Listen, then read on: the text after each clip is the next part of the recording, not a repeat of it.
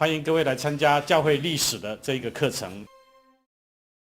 好，罗马书12章1到2节。所以弟兄们，我以神的慈悲劝你们，将身体献上，当作活祭，是圣洁的，是神所喜悦的。你们如此侍奉，乃是理所当然的。不要效法这个世界，只要心意更新而变化，叫你们查验何为神的善良、纯全、可喜悦的旨意。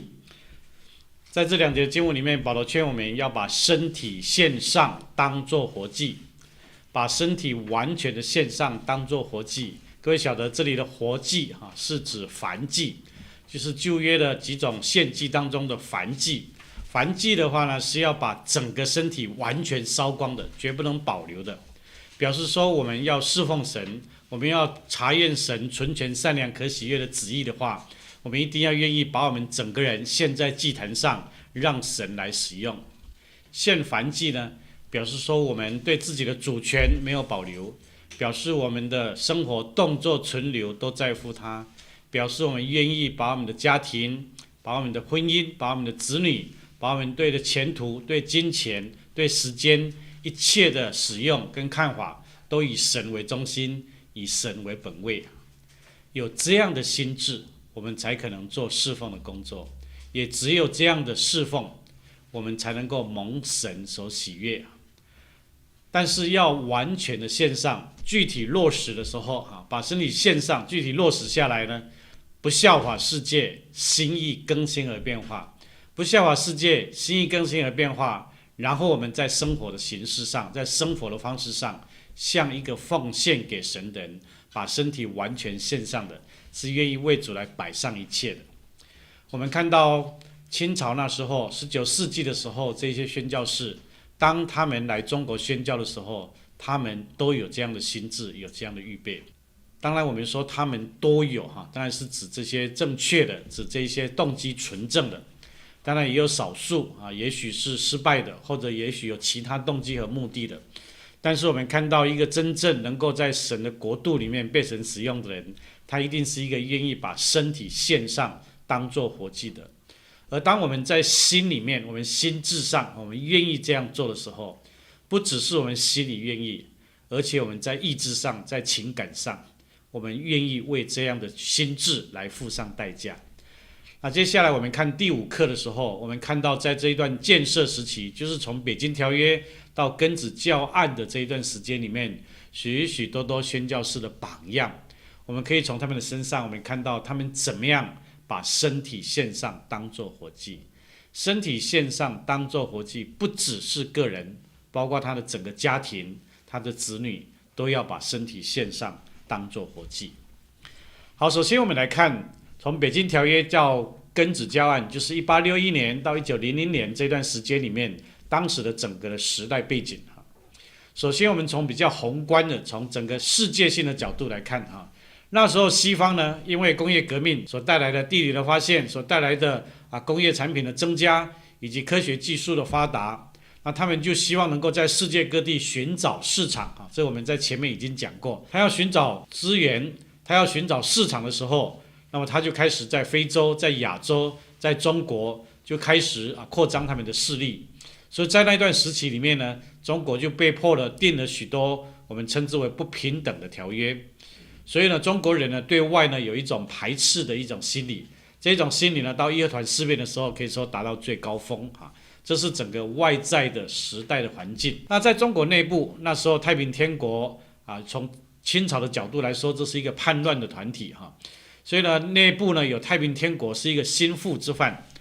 而且外面的话有英法联军2次来打败中国，而且中国里面呢有同治中心、维新、自强变法这样的一个需要。因此当时中国在内部里面呢有2个很大的势力，一方面呢是改革开放、维新变法这样的势力，希望吸收西方新的知识，希望能够在世界不断变动的情况底下，中国能够跟得上世界的步调，这是一种的力量。但是另外一方面呢，保守、顽固、封建传统的这种思想跟力量呢，仍然有很大的影响力，而且他们是当权派。因此这2种的势力呢，在中国呢在彼此消长的情况底下，很多有志之士，有很多知识分子，他们看到中国如果不再改革，中国如果不再吸收外来的新的知识和科技，如果中国不接受外来的影响的话呢，中国没有办法在世界上生存，所以这种需要的感觉就非常的强烈。那在这样的需要的感觉里面，我们看到中国本身遇到的挑战，以及西方来华的传教士，他们在这样的一个环境里面，他们也要思想最合适的策略是什么。这是我们看到当时的背景是这样。第三个呢，就是1858年，就是咸丰8年，四国订了天津条约以后呢，已经开放内地传教的权利。本来南京条约只限于5个通商的口岸，但是到1858年的时候，天津条约里面就规定中国要开放内地可以自由传教。当然当时候不只是传教了，包括通商，其实主要是为了通商，但是同时也包括传教士的保护条约。那到1860年的天津条约里面呢，又规定说传教士呢可以在中国沿海以及内地里面购买土地、建教堂。从此以后呢，传教就受到条约的保护，宣教士呢他们就可以自由的在中国的各个地方设医院、办学校，或者是用各样的方式来传教。但是也因为传教士深入到内地，那中国民众和传教士之间，或者是许许多多的教案都产生了所谓中国人和基督教之间的一些冲突。这也是一样，到了义和团事变的时候达到顶点。所以这段时间也是教案发生的非常的频繁的一段时间。一方面呢是传教有自由，一方面呢宣教士可以宣入到内地，可以购买财产，可以建医院。但是另外一方面呢，中国人因为感受到这个外来的力量的这个威胁，因此呢这个排外的风气也非常的兴盛。好，那么在这一段时期里面，我们来看西方来华的宣教士他们怎么样来做传教的工作。首先呢，有一些统计数字呢来表明这一段时期里面各差会在预备时期他们所建立的基础里面呢，就借着可以自由传道的时机呢，就纷纷派人来中国。那有人统计呢，这一个时期里面更正教来华的，单更正教本身不包括天主教，天主教也有非常的多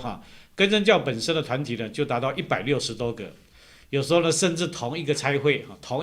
里面，还有比如说这是英国的，这是美国的，这是挪威的，这是瑞典的，这样同一个差会里面还有不同国家也来中国做宣教的工作。所以呢，传教的范围呢就变到全国各地全部西方传教士在1858年就是天津条约的时候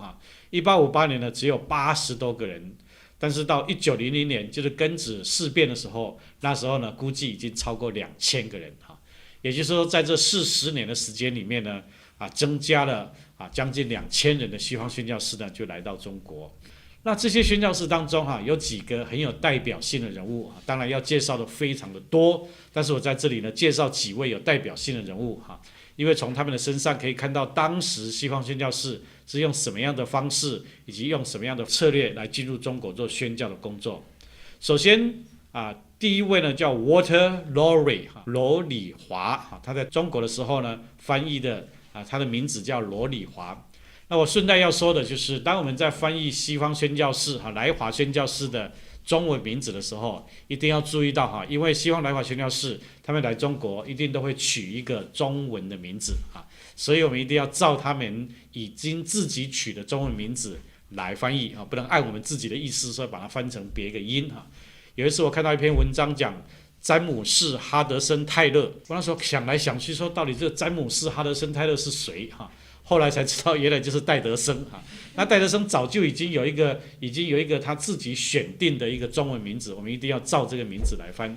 好，那这位罗礼华呢，他是普林斯顿大学毕业。那各位晓得我们前面已经讲过在19世纪的时候，在学生志愿宣教运动当然学生志愿宣教运动是在19世纪比较末了的时候，但事实上在1805年的时候，在美国已经有所谓学生为宣教的祷告，然后渐渐的就有很多学生投入到宣教的团体里面那普林斯顿大学当时是一个信仰当时呢还是信仰正统的一个很好的一个大学，所以呢普林斯顿的大学生当中出来献身宣教的非常的多。这就好像英国的剑桥牛津大学一样美国的普林斯顿大学是一个很重要的产生宣教士人才的地方。后来到19世纪末的时候呢，曾经普林斯顿大学有很多基督徒学生签了一个叫普林斯顿宣言。普林斯顿宣言呢，就是他们立志说到世界各地去做宣教的工作，要在我们这一代把福音传遍地极就是都是从普林斯顿大学里面出来的。那这位罗礼华呢，他也是普林斯顿大学的毕业生，他1842年的时候来中国。好，我们在学了历史学教会历史的时候呢，各位要有一点年代的观念，也就是说，当你看到一个年代的时候，我们应该把它跟当时世界的、中国的跟教会历史的事件呢，要把它能够配合起来，这样我们读历史的时候呢，才有一个活泼的一种眼光好，比如说这里讲他是1842年来中国，请问，那么1842年前后，中国发生什么大事没有？鸦片战争是在1840年，南京条约1842年所以呢，当我们听到这里记载说他是1842年来中国的时候，那我们就有一个了解，说1842年南京条约已经定了，所以他来中国的时候，就他到中国的时候，是一个已经可以自由传教的时期，可以在通商口岸可以去宣教的工作。好，我们有这种历史观念。或者我们如果讲说这个天主教的传教士是在1645年来，假定说1645年。好，那么请问1645年来的话，它是属于哪一个朝代的？我们就应该有这种一种观念清朝入关是在哪一年？1644年。1644年，顺治皇帝入关是在1644年。所以呢，他如果说他是1645年来中国，那我们就知道他是在清朝入关，清朝已经统治中国的时候，他来到中国。这样我们有这一种观念的时候，就可以把它连贯在一起，就可以连在一起。那比如说我们说戴德生他是1865年成立中国内地会，好，那么1865年我们就晓得北京条约是1860年签订的，所以他1865年成立内地会。因为那时候是已经可以到内地自由传教的时期就说我们有一种历史的一种感觉读历史也要有历史的感觉。我们讲到说存在主义这个存在神学、存在神学、存在主义是在40年代、50年代。好，当我们讲40年代、50年代的时候，那我们就晓得说，因为40年代就是第2次世界大战的时期，对不对？所以呢，存在神学是在2次世界大战以后所产生的。因为2次的世界大战对西方的国家来说，特别对西方的知识界来说，是一个很大的冲击。因为19世纪的时候，那时候达尔文的进化论，那时候理性主义时期的时候呢，是一种所谓乐观主义的时期。那时候认为说人可以改变自己的命运，人的理性可以解释一切的事情。那这个社会呢是不断在进化的。达尔文的进化论本来只是一个生物学的一个理论，但是后来变成所谓社会进化论，甚至进化历史观，就认为说人类的历史、人类的社会是不断的进步的、不断的发展的、不断朝向更好的方向在走的，优胜劣败，然后呢会越来越进步。但是2次世界大战呢，可以说是一个极大的浩劫。这2个极大的浩劫，使得当时的人他们认识到说，原来人类社会是有可能走向自我毁灭的，人类社会的进展不是那样乐观的。这是一个很重要的冲击然后讲这些呢，主要就是说我们有一个历史的一种感觉。当我们读到年代的时候，我们看到一个年代，我们一定要联想到在西方、在中国、在教会历史当中，同时发生什么样的事好，他是1842年来中国，那时候呢，他就参与了中文圣经其中一个翻译本，叫做代表译本代表译本也是由好几个差会的代表联合组成的代表译本的翻译。但是呢，他1847年8月的时候，就在上海附近就是杭州湾那个地方就被强盗杀死了。所以我们可以说他是最早的，可以说第一个跟真教来华寻道的，就是在中国史的传教士这是根据记载里面最早的。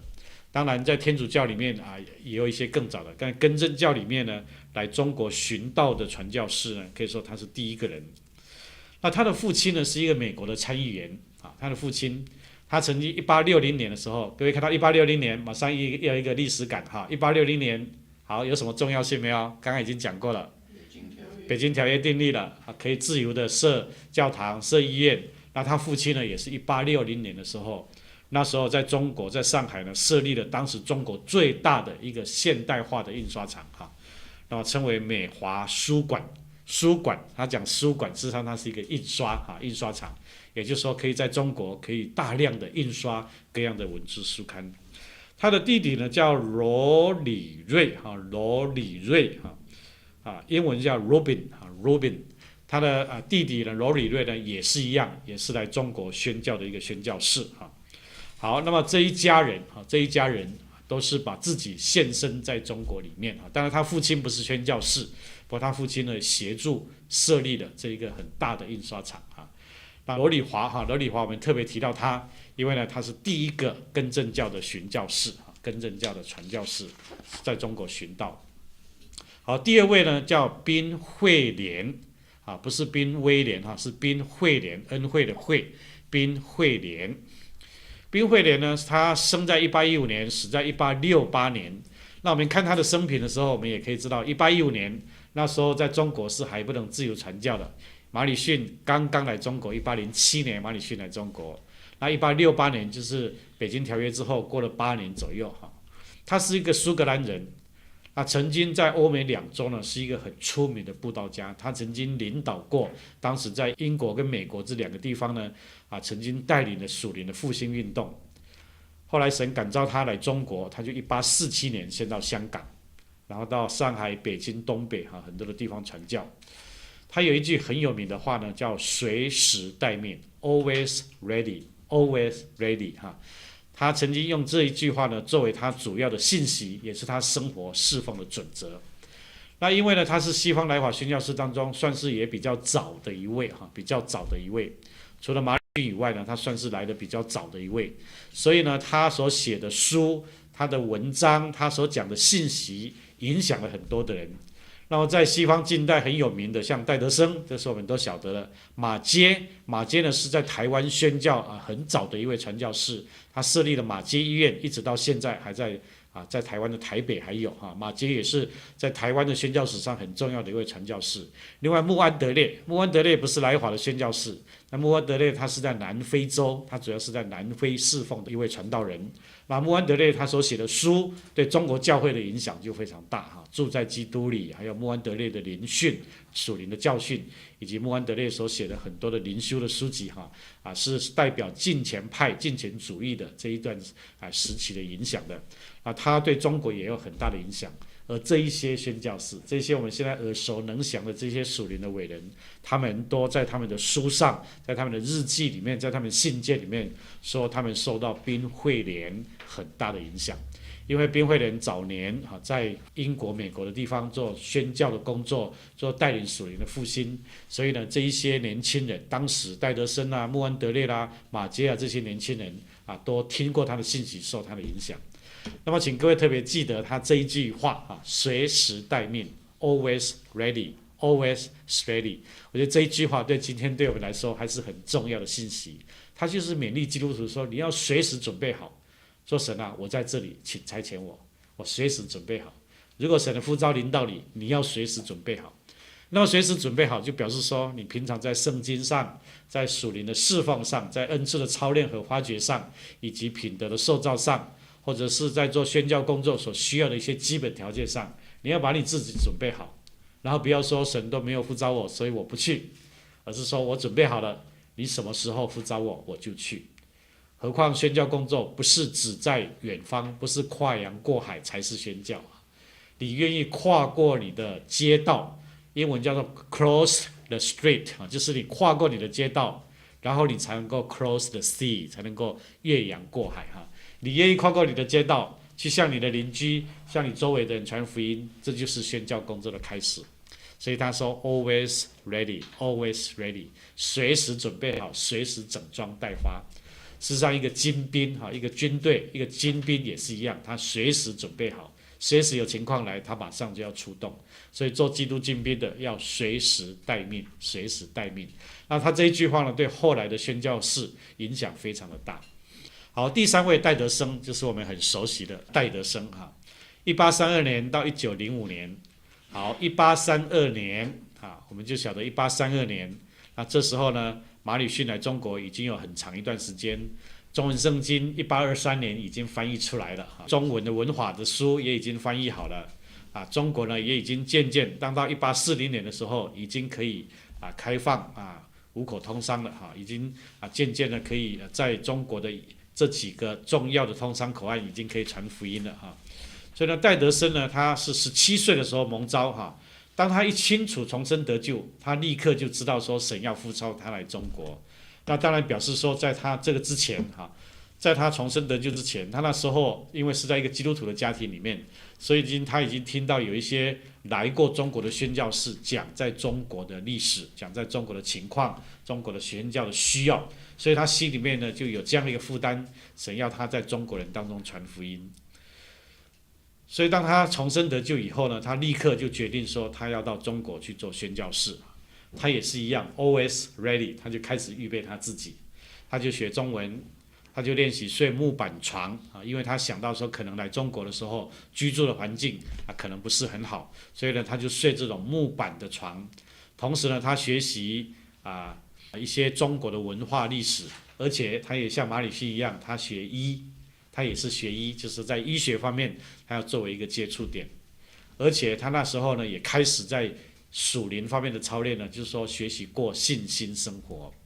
什么叫信心生活呢？信心生活意思就是说，他有需要的时候，他直接向神祷告，不向人求这是他个人的一种操练。也就是说，当他有任何需要的时候，他向神祷告，他向神说，让神来对人说，然后神感动那个人来帮助他，也许是对他奉献，或者是神感动一些人，把一些东西带过来但是呢，他当时的心智跟口号呢，就是说我要学习用信心只对神说，不对人说戴德生呢，他当时要用这样的方式来操练信心的生活。1854年的时候，他到了上海。那除了在上海以外，他也到过宁波到过浙江、江苏的一些地方他在那里呢开始练习宣教。但是呢，当时他宣教的时候呢，他就发现他所使用的传教的方式是很有限因为他就一个人，然后呢穿着西装然后带一些福音单张，或者带着中文的一些圣经的小册子他就到街上去布道。他就发现很多人不专心听他讲道，或者他发的这些书籍小册子，很多人呢不一定有兴趣他在街上穿着西装讲道的时候呢，人家就一直注意看他的服装有一次他说他去讲道的时候，他在街上讲道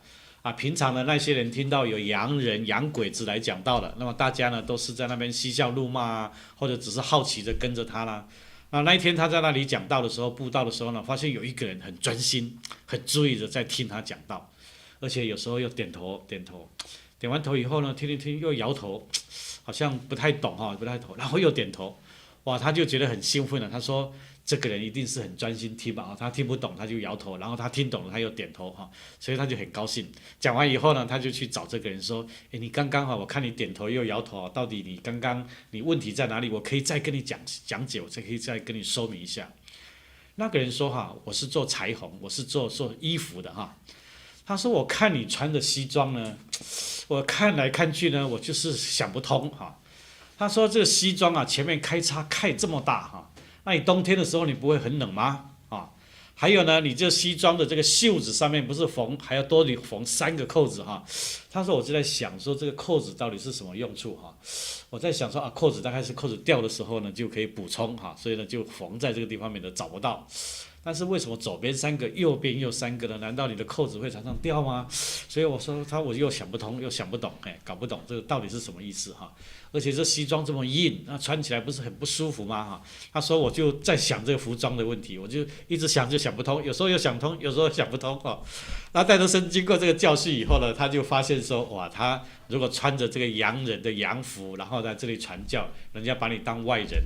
所以他那时候呢就有一个决心说他要跟中国人一样要学习所谓道成肉身的精神，所以呢他就把